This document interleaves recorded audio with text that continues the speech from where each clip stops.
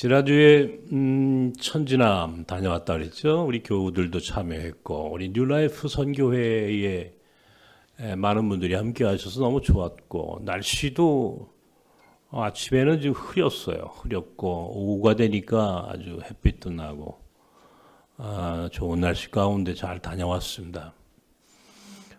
무리를 해서 그런지 다리가 지금 아파가지고 다리만 아픈 게 아니라 뭐 또 잇몸도 붓고 뭐 해가지고 아주 컨디션은 좀 안 좋아졌습니다만은 제 마음은 매우 행복했습니다. 천지남에는 5사람의 이제 그 묘가 있다고 그랬죠. 5사람의 초대교회, 초대 기독교 천주교지만 이게 241년대였습니다. 기독교가 이제 우리나라의 천주교를 포함해서 241년이 되었고 개신교만 올해가 140주년이 되는 해입니다. 오는 4월 부활절이 140년 된 1885년 4월 5일 날 선교사 아펜젤러와 언더우드가 전 제물포를 통해서 우리나라의 복음을 처음 전했으니까 140년이 되는 거고 캐톨릭까지 포함하면 1884년 이승훈이 정약용의 매형이었던 이승훈이 중국에 가서 영세를 받고 들어온 그 해가 우리나라에 처음으로 기독교 복음이 들어온 해다. 그 해, 1784년 이후에 1791년도에 윤지충과 권상현이라고 하는 사람 진산 사건이라고 하는 이 사건으로 죽임을 당했고, 그러나 본격적인 박해는 1801년 신유 박해를 통해서 굉장히 많은 이들이 순교를 했습니다. 그때 순교를 당한 이들 이승훈 정약용의 매형이라고 그랬죠. 누님의 남편이니까 정약용의 바로 위의 형입니다. 그리고 권철신, 권일신 초기 복음 기독교 선교에 있어서 매우 중요한 형제입니다. 그들은 또 이 정약용과 그 당시 실학 사상을 가지고 있던 진보적인 남인 계열을 이끌었던 리더 중에 이제 그 두 형제가 있었고요. 그리고 이벽이라고 하는 어쩌면 자생적인 기독교인, 우리나라 최초의 자생적인 기독교인이라고 할 수 있는 이벽, 이렇게 5사람의 묘가 천지남에 있습니다. 거기까지 올라갔다 왔습니다. 제가 왜 거창하게 그들의 이름을 거론했는가? 거기 올라가면서 그런 생각을 했어요.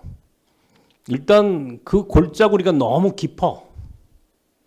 이 천지남이라는 데가 겉에서만 보았는데 실제로 내부의 안으로 들어가 보니까 너무 깊은 곳에 천지남 이 주어사라고 하는 그 당시에 암자가 거기서 이제 소위 강학회라고 하는 것을 1779년도에 처음으로 캐톨릭 기독교의 교리 공부를 했던 곳인데 이 깊은 곳에까지 들어와서 교리 공부를 했다?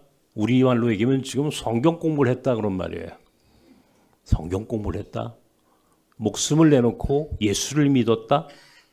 급기야는 박해를 당했고 죽임을 당했어요. 순교를 했어요.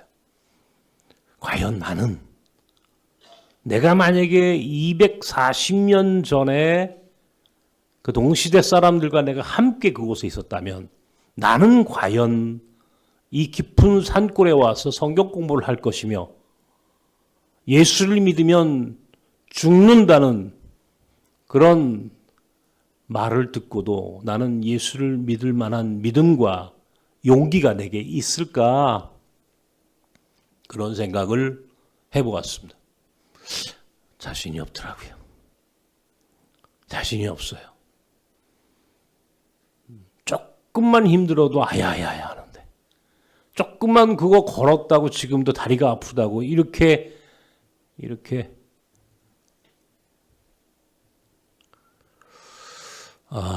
부끄럽더라고요. 오늘 바람이 분다. 바람이 붑니다. 봄바람이 붑니다. 우리 주변에 봄바람이, 고통스러운 봄바람 소식이 너무 많이 들려옵니다. 산불이 사상 유례가 없는 피해를 남기고 많은 이들이 희생을 당했습니다. 세상에 이 한반도 이 좁은 땅에 미국이나 호주같이 그 넓은 땅에서 일어나는 산불이라면 혹시나 이해하겠는데 이 좁은 땅에 도대체 어찌된 일인지 이 고통스러운 봄바람이 산불을 계속해서 산을 태우고 사람을 태우고 집을 태우고 재산을 태우고 급기야 우리의 마음과 우리의 삶을 다 태워버리는 오늘 그 봄바람 소식을 들으면서 마음이 안타깝습니다. 광장에서는 또 여전히 해결되지 못한 이 민족의 역사, 불편하고 부담스러운, 말하기도 민망스러운, 때로는 이 일 때문에 서로 피차, 상처를 주고받는, 도무지 이해할 수 없는 이 현실 앞에 우리는 여전히 노출되어 있습니다.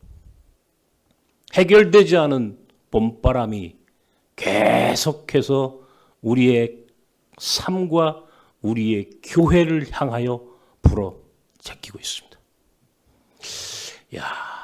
봄바람이 부는구나. 지난 주간에 병원에 갔더니 병원 의사 선생님이 이제 제가 목사한 거 잘 아니까 어디 아픈 데 없어요? 뭐 이렇게 눈도 아프고 여기도 아프고 지금 아플 때예요. 요때가 바람 불 때가 요때가 제일 아플 때예요. 그러시더라고요. 좀 위로가 되었습니다.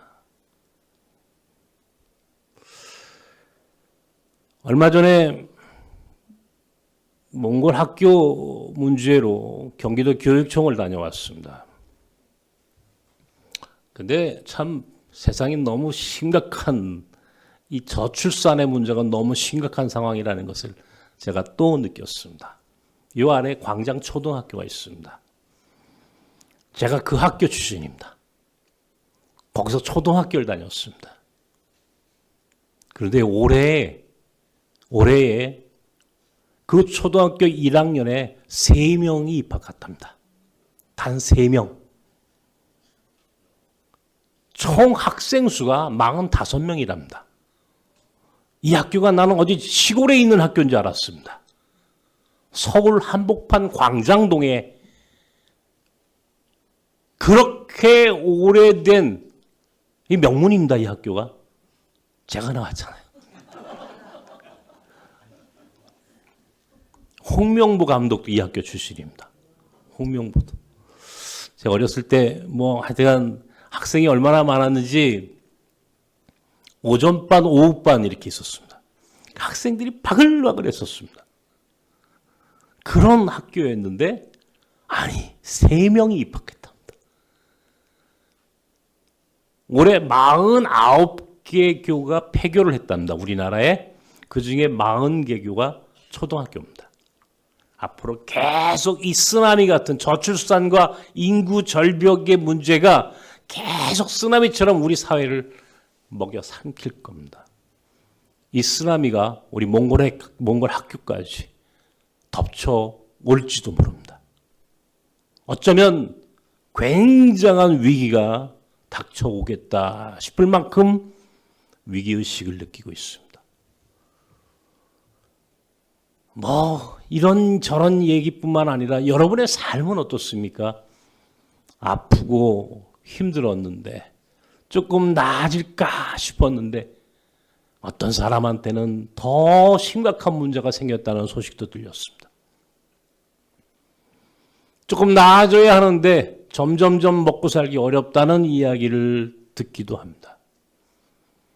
우리 교인들은 말할 것도 없고 이 세상의 모든 사람들이 다 그런 고난과 고통 속에서 허우적거립니다. 봄바람이 붑니다. 바람이 불고 있습니다. 베드로가 갈릴리 호숫가를 걷고자 했습니다. 예수님에게 주님 내가 이 호수를 물 위를 걸을 수 있을까요? 예수님이 베드로에게 그래 걸을 수 있어. 믿음이 있잖아. 걸을 수 있다는 믿음만 갖고 있으면 걸을 수 있어. 정말 베드로가 물 위로 올라섰습니다. 그런데 바람이 붑니다. 바람이 부니까 베드로가 바람을 보았다. 바람을 보았다.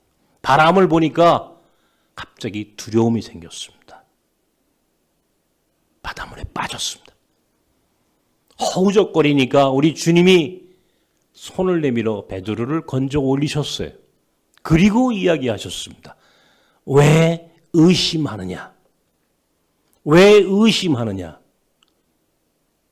그리고 주님께서 그를 물 위로 건져 올려주셨다. 바람이 불고 그 바람 앞에 우리는 의심병이 도질지도 모릅니다. 예수만 바라봐야 되는데 예수님만 바라본다고 그렇게 생각하고 살았는데 그렇게 믿고 살았는데 나는 예수님의 제자니까 베드로가 예수님의 제자였잖아요. 예수님의 제자였으니까 예수님만 바라보면 나는 물 위를 거둘 수 있다고 생각했고 그래서 물 위로 올라섰는데 그만 바람을 바라보는 순간 그는 실족하고 말았다. 바람이 붑니다. 야고보서 1장에 있는 말씀을 여기에 기록해 놨습니다. 함께 읽어볼까요? 시작.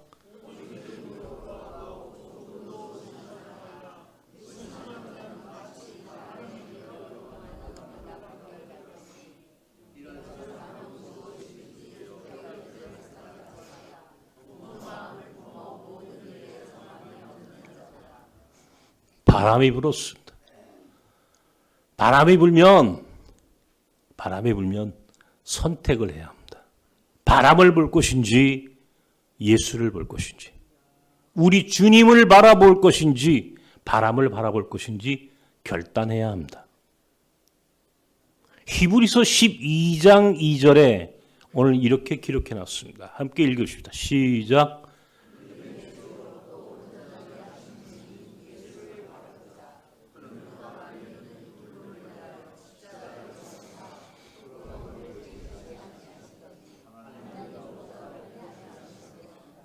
믿음의 주여 온전케 하시는 이인 그리스도 예수를 바라보자. 히브리서 기자가 이렇게 얘기합니다. 히브리서 11장은 믿음장입니다. 믿음장을 넘어 12장에 히브리 기자는 예수 그리스도를 바라보는 삶에 대하여 이렇게 설명하고 있는 겁니다. 여러분은 지금 무엇을 바라보고 계십니까? 예수 믿으면서 나는 흔들림이 없어. 그렇게 생각하십니까? 아니면 예수 믿다가도 바람이 불면 어려운 일이 생기면 뭔가 내가 이해할 수 없는 일이 벌어지면 몸이 아프고 혹은 낫다가 재발하면 사업이 잘 안 되면 가정이 문제가 생기면 세상 사는 게 버겁고 무겁고 힘들어지면 우리는 사실 예수를 바라보기보다는 바람을 바라봅니다.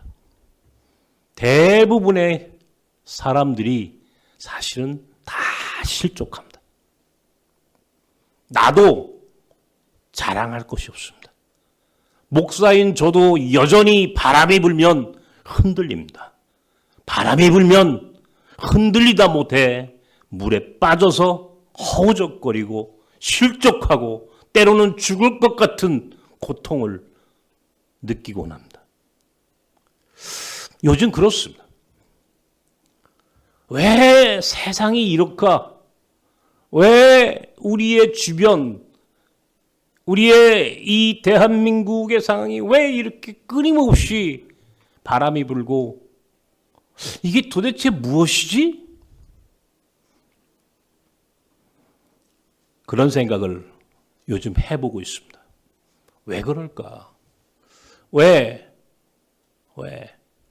이게 무엇을 의미하는 걸까? 근데 예수를 바라보라고 그랬어요.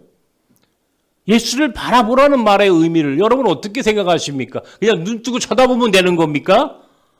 그 예수 그리스도가 의미하는 것이 무엇이에요?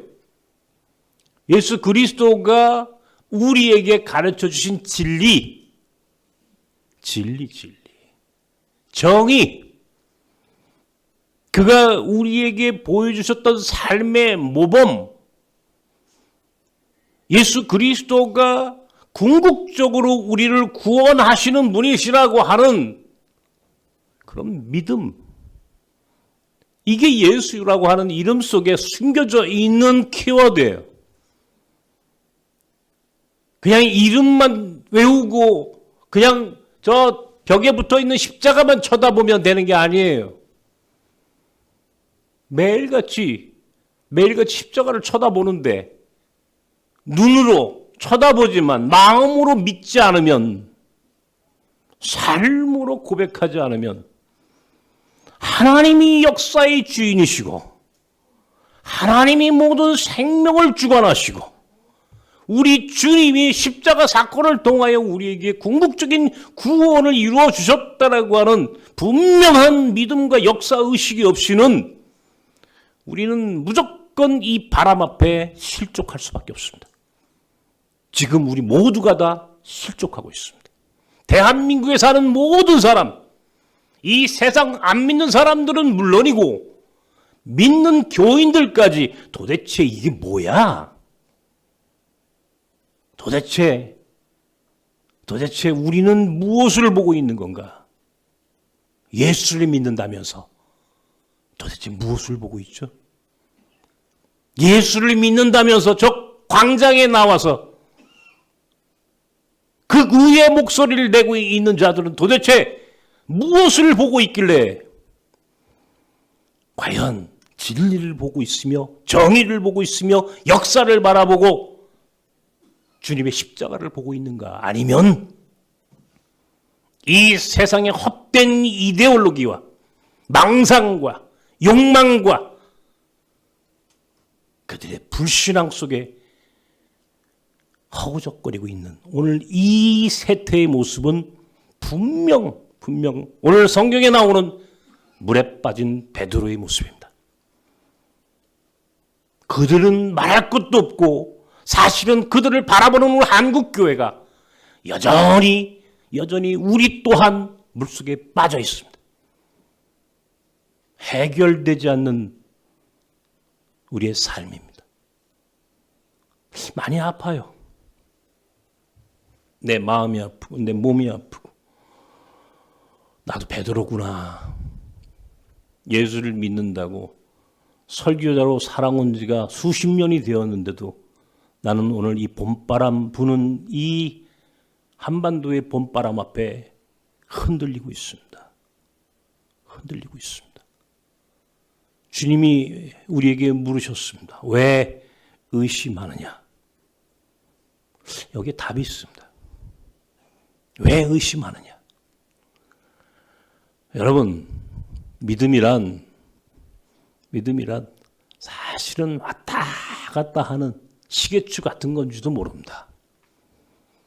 우리가 예수를 잘 믿는다고 하지만 사실은 세상에 살면서 우리는 수도 없이 흔들리고 수도 없이 실족합니다.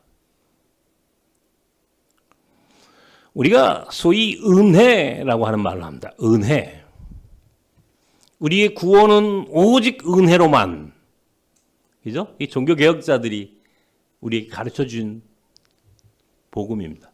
은혜. 사도 바울이 우리에게 그것을 소개해 줬습니다. 은혜, 율법으로가 아니라 우리의 은혜로, 행함으로 아니라 믿음으로, 행함으로가 아니라 믿음으로. 이 말의 의미를 묵묵히 생각해 봅니다. 우리는 여전히 내가 뭘 해야 세상이 바뀔 거라고 생각합니다. 그런데 사실은 그렇지 않습니다. 우리는 한없이 연약한 존재들입니다. 나는 내가 할 수 있는 게 아무것도 없음을 이제는 깨닫습니다. 내가 하는 것이 아니고 하나님께서 하셔야 되겠구나. 은혜라고 하는 말, 믿음이라고 하는 말, 우리가 쉽게 생각합니다. 예수를 바라보라. 십자가를 바라보라. 맞습니다. 예수를 바라보고 십자가를 바라봐야만 합니다. 그런데 그 바라봄이라고 하는 의미가 무엇일까? 믿는 겁니다. 은혜를 깨닫는 겁니다. 하나님이 인생의 주관자이시고 역사의 주체이심을 믿고 겸손하게 그 앞에 무릎 꿇는 겁니다. 에베소서 2장에 이런 말씀이 있습니다. 함께 읽읍시다. 시작.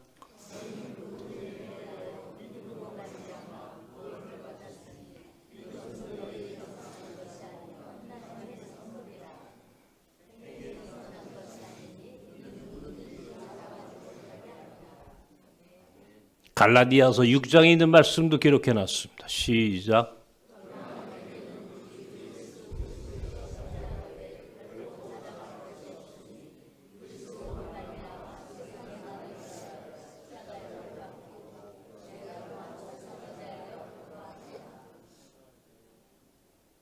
민수기 21장의 말씀도 함께 보십시다. 시작.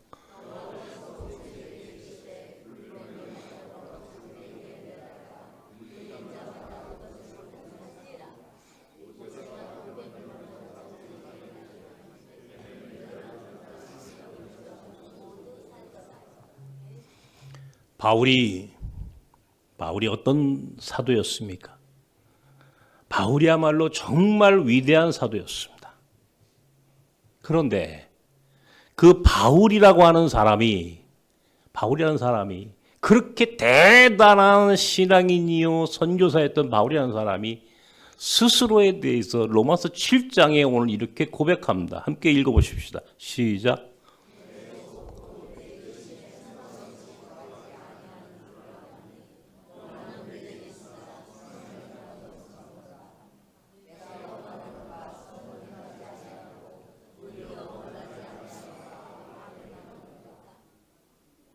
선을 행하고 싶은데 사실은 선이 아니라 악만 행하더라는 거예요. 그래서 바울 스스로가 뭐라고 합니까? 나는 매일 죽노라. 매일 죽는 거예요. 나는 요즘 저는 그렇게 생각합니다. 오늘 봄바람이 붑니다. 산불도 나고 경제도 휘청거리고 전 세계적으로 전쟁이 일어나고 미얀마에서는 지진이, 대한민국에서는 참으로 상상할 수 없는, 이해할 수 없는 이 변란이 오늘 우리 주변에서, 우리의 삶의 현장에서 우리는 목격하고 있고 경험하고 있습니다.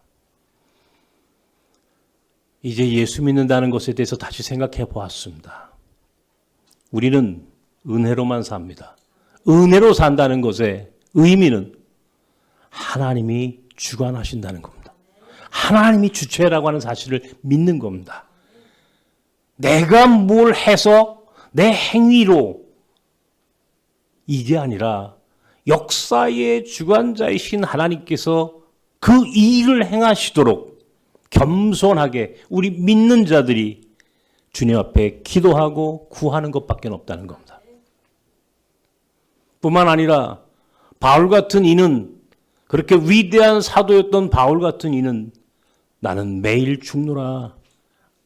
매일 죽노라. 내가 선을 행하고 싶어도 선을 행하지 못하는 자기의 실존의 연약함 앞에서 바울 사도가 스스로 고백합니다. 나는 매일 죽노라. 우리가 왜 주일날마다 예배드리자고 얘기하는지 아십니까, 여러분? 왜 주일마다 예배 자리에 오십시오라고 얘기하는지 아십니까? 매일 죽는 거예요, 우리는.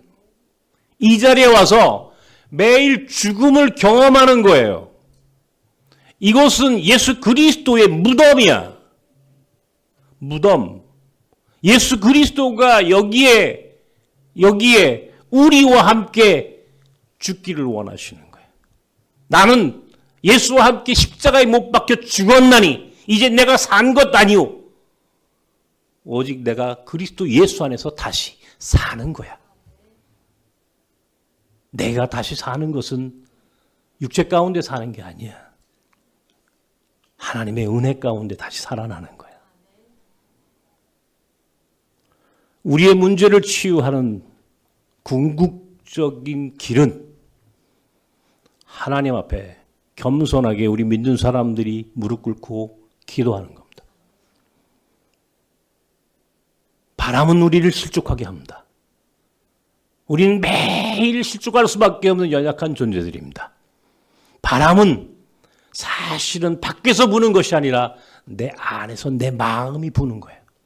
내가 그 바람이 부는 것을 느끼고 있다는 것은 내 안에서 바람이 불고 있는 거예요. 내가 바람의 주체야. 내가 하나님 앞에 봄바람이 붑니다. 흔들림. 내가 눈이 보이지 않았으면, 내가 건강한 사람이 되었으면 나는 봄바람 따라 떠났을 사람이에요. 나의 실존이 그렇습니다. 나는 연약합니다. 하나님께서 나를 사랑하셔서 봄바람이 불어도 갈 곳이 없게 만드셔서, 봄바람이 불어도 마음은 흔들려도 움직일 수 없게 만드셔서 나는 그것이 감사합니다. 여러분 삶의 바람이 붑니다. 여러분 한 분 한 분을 위하여 묵상하고 기도할 때마다 나는 여러분 속에 불어가는 그 봄바람의 흔들림을 봅니다.